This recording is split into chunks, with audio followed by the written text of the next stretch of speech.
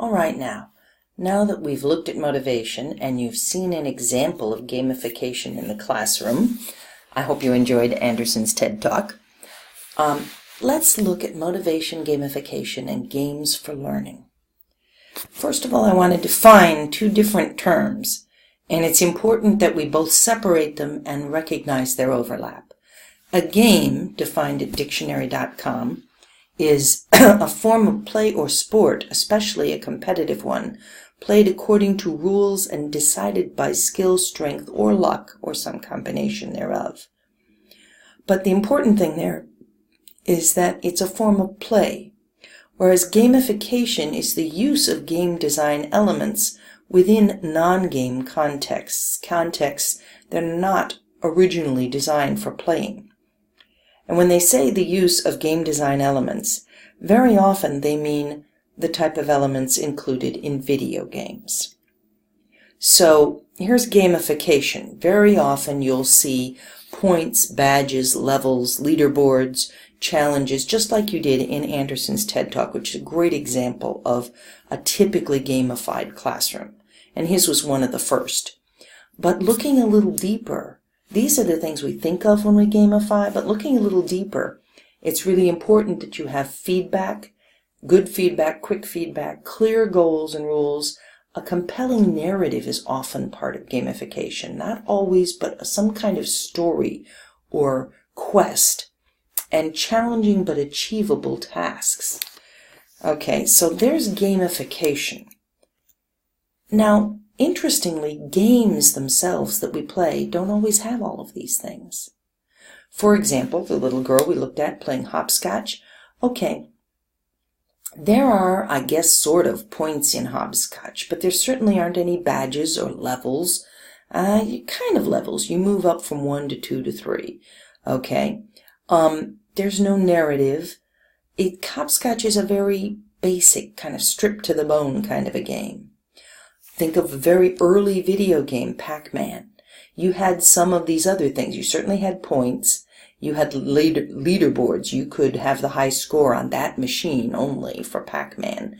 There's not really a narrative, though, or anything, is there? We move up to a game very popular today, Stardew Valley. And interestingly, there is a narrative. There are things you can kind of win. There is kind of a competition thing, but most people play it more for the fun of creation. And then there are games that have none of these things. Little kids playing Ring Around the Rosie. You don't have any of these things going on. And yet it's still a game. So gamification, when we talk gamification, we're looking at some very specific things that we've kind of extracted from games, especially video games, and are applying, in our case, into learning situations. Although one of the optional things you can look at this week, we'll look at gamification at work, which is a major trend. Okay.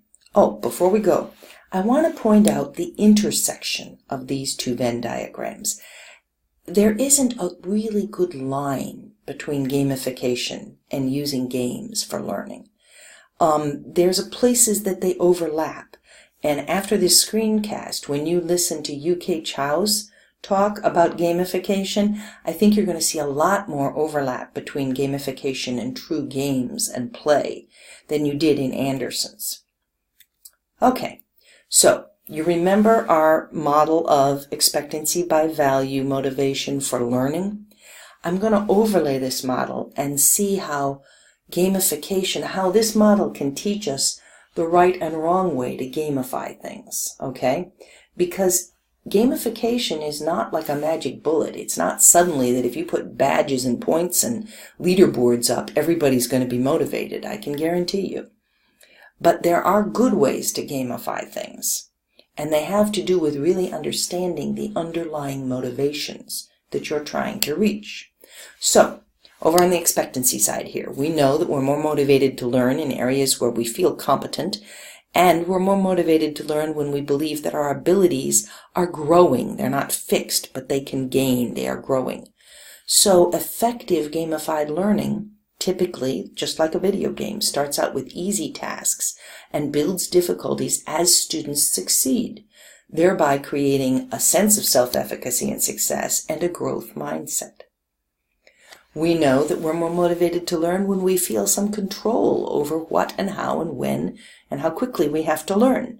And again, effective gamified learning, just like an effective good video game, offers students choices about different paths to learning and a somewhat flexible time schedule. One of the things that really can be done wrong in gamifying learning is to set everybody on the same time schedule. We know that we're more motivated to learn when we know that help is available if we run into problems, and effective gamified learning includes built-in scaffolds, and actually Anderson talked about the fact that that's something he was missing, was scaffolds for the kids who have trouble reading, and also encourages collaboration and opportunities to seek help from peers and the teacher. You're not just left on your own.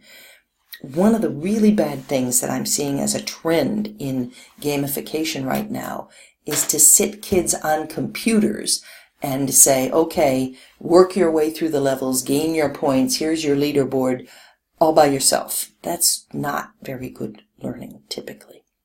Okay. We know that we're more motivated to learn when we think we're going to have enough time. And effective gamified learning gives students, learners, enough time to try and fail and try again and fail again and try again, because that's part of gamification, but also time to explore side quests and side paths and alternatives, different ways to do things. Exploration is important, and you have to leave the time for that. Okay, looking over on the value side. We know we're more motivated to learn when things are situationally interesting or they connect to personal interests. And effective gamified learning uses situational interest hugely, graphics and story and color and novelty, and also, if possible, draws on students' personal interests, their sports, animals, whatever it is they're interested in. We know that we're more motivated to learn when learning helps us accomplish other goals that we value. Gamified learning rewards students, but they reward them with recognition. Sorry about that extra I there. Badges and leaderboards, we know about that. But you also reward students with further challenges and greater choice. Rewards are far more effective when they're connected to what people are learning. So, for example, accelerated reader, which a number of you who teach are familiar with, is a gamified approach to getting kids to read. It's, in my mind, not a particularly good one, but it can be tweaked a little to be made better, so that the rewards in accelerated learner should be things like getting to take out an extra library book if you want to, or getting to keep a book longer, or getting to help pick out the new books for the library. One really smart librarian I knew made the big reward for the kids who got over 100 points every semester a library lock-in where they slept over in the library in their PJs, and they watched movies related to books, and they read books, and they ate, and they drank, and they read more books, and they had a great time. Okay? But all of those rewards are related to reading. If you give a kid a pizza if they read a book, what you're telling a kid is that the fun thing is the pizza, and the book is the thing you have to do to get it, which is not the message you had in mind. And that's not very motivating for lifelong reading. So you have to be careful what you reward people with. You have to show them the true value of the thing that you're trying to get them to learn. It should be connected. Okay, we know that we're more motivated to learn when our self-image is enhanced rather than threatened or contradicted.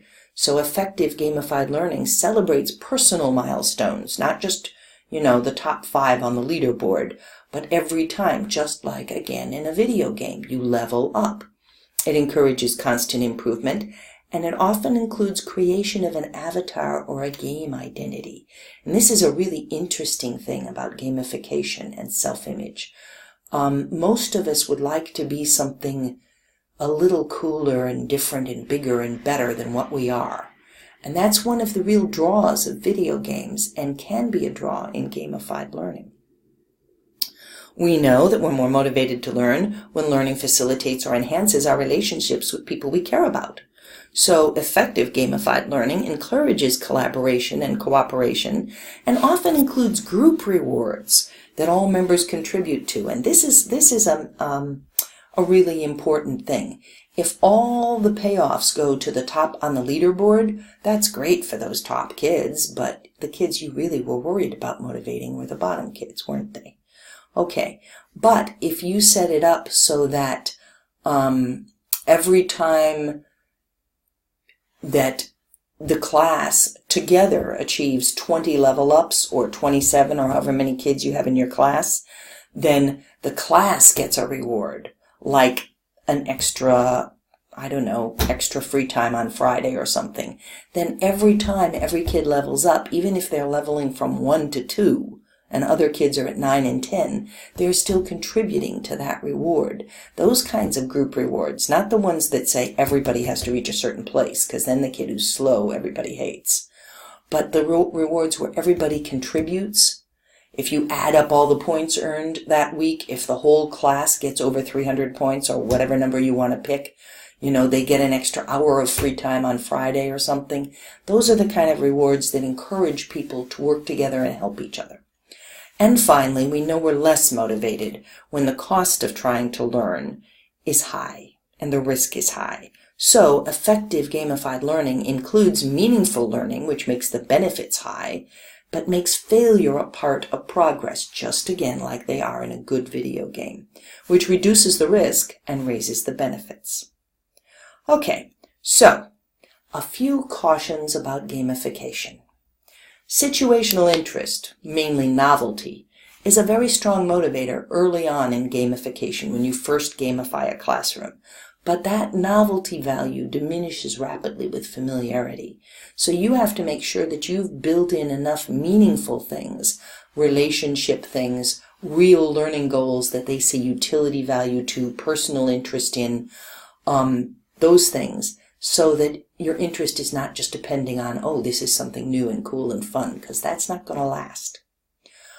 When rewards are overemphasized in gamification, it can push learners toward performance or ego goals rather than mastery learning goals. In other words, if the only thing that matters is getting more points, kids are focusing on more on getting the points than they are on learning the stuff. And if you don't think this can happen, think about grades. That's exactly, grades are, in a way, a form of gamification.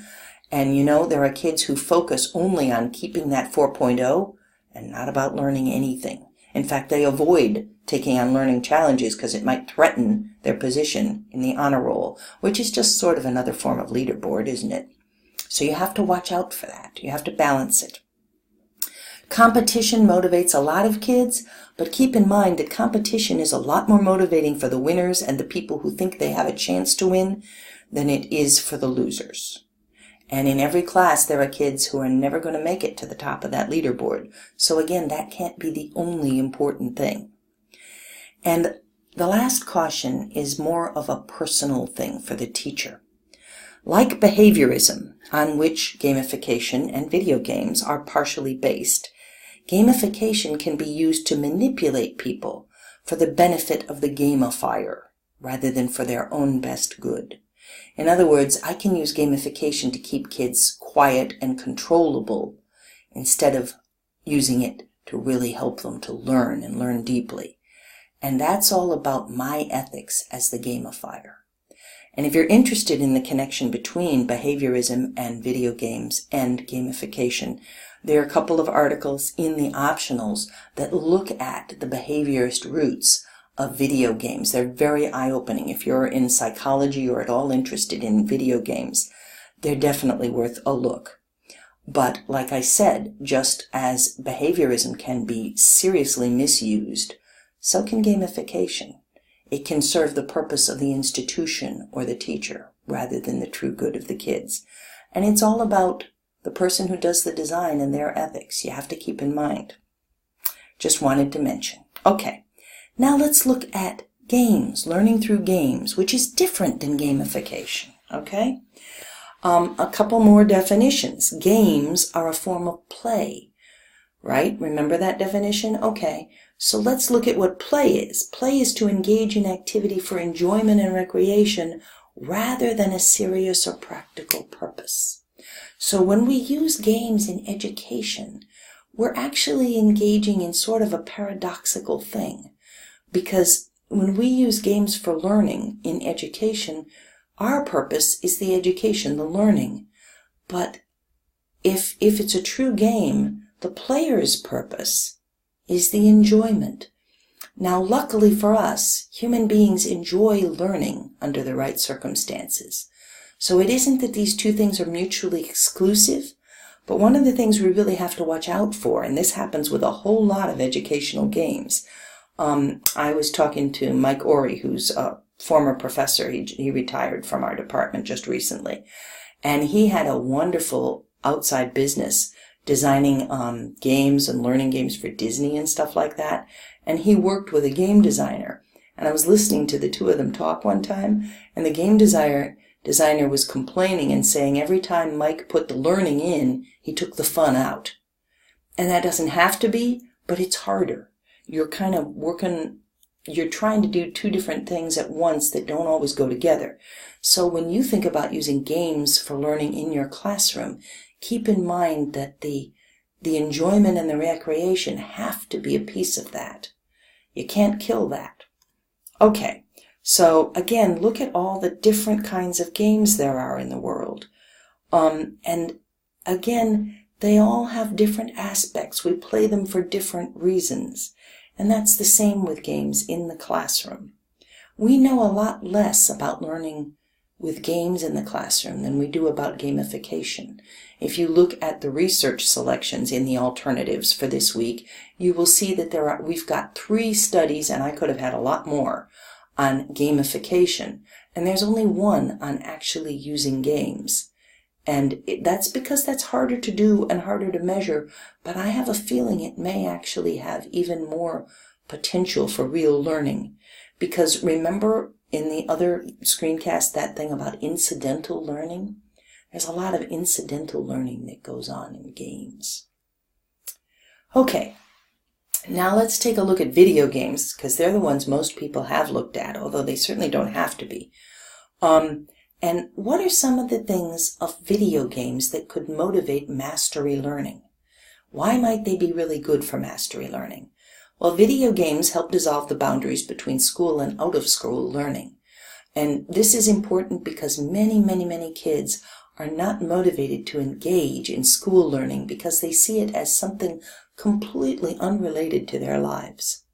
So video games help to blur that boundary and say, hey, what you do in school is not, it has purpose and point and connection to what you do outside of school. In most video games, feedback is nearly instant, and initial failure is inevitable. Everybody knows when you start a new video game, you die a number of times. So it is acceptable and it is temporary. Wow, what a thing to learn. In school, when you fail, you get an F, and that F sits in that grade book forever. And then it translates into your semester's grade, and it may lower that, and that sits on your permanent record. Okay? The temporary nature of video game failure is one of the great gifts that it can give us in learning. In video games, a real gamer seeks difficulty and challenge. They don't avoid it. So when they beat it on this level, they up the difficulty level to make it harder to beat next time. Again, very much mastery learning rather than performance. Many video games require thoughtful strategizing, planning, and sustained effort. And this is one way that kids can learn that it takes effort and time and failure to do something. And that's an incredibly important lesson that we're not very good at teaching in school. Gaming skill is less inherent than it is developed. If you're a football player, well, you have to be born a certain height and weight to be a good football player. And a lot of people think that to be good at academics, you have to be born with a particularly high IQ or a good math brain or whatever. Okay? A lot of big gender issues. A lot of girls don't do science because they think girls aren't good at science and math. Okay? Actually, that's an issue with gaming too, by the way, the whole gender thing, and we'll talk about that another time. But in general, for people, nobody says, oh, he was born to be a video gamer. I mean, his thumb moves really good. You know, on that WASD keys, man, his 3 fingers are special when he was born. No, nobody thinks that. Mostly you get good at gaming, most people agree, by doing it. It's not like some people are born for it and some aren't. So that's a good thing. Level playing field. One of the big motivating aspects of video games is that players are agents in their world. They make the choices, they make the calls, they make the decisions, and then they live with them or die with them. And luckily, failure and dying is pretty temporary in a video game. And not only are players agents, but in many video games, players are creators. They build their world, they build houses, they build countries, they build, if you're in Minecraft, they build whole everythings. Okay, but even in ordinary video games, very, very often you're building your castle, your kingdom, your country, your team. Players can create beyond any possibility for the average 12-year-old to do in the real world. And we've talked about this briefly before. They also recreate themselves. They are the hero. They can be the brave person. They can be Captain Shepard, Commander Shepard, sorry about that, Commander Shepard, for those of you that game, or whatever. And that opportunity to investigate different people and to become different people is an important part of gaming. And finally, communities of gamers, through forums, through talking, chats on the internet, everything, they form spontaneous learning communities. There's a walkthrough or a playthrough for almost any game that's been out for a long time. And people give each other tips. Oh, did you know there's a hidden level at such and such? Did you see the Easter egg here? Oh, if you can't beat this boss, here's how to do it. And that's all sitting on the internet. And it forms a community, a learning community, ironically, that they've done all by themselves. And we know again that learning communities are very powerful motivations for learning. So those are just some aspects of video games that can motivate mastery learning and can help kids learn mastery learning. Of course, the trick is to find a video game that also connects with the content that you want to teach. And that's harder. But there are a lot of games, and that's part of what we're going to do this semester, is be looking at how can these games connect to what I want to teach.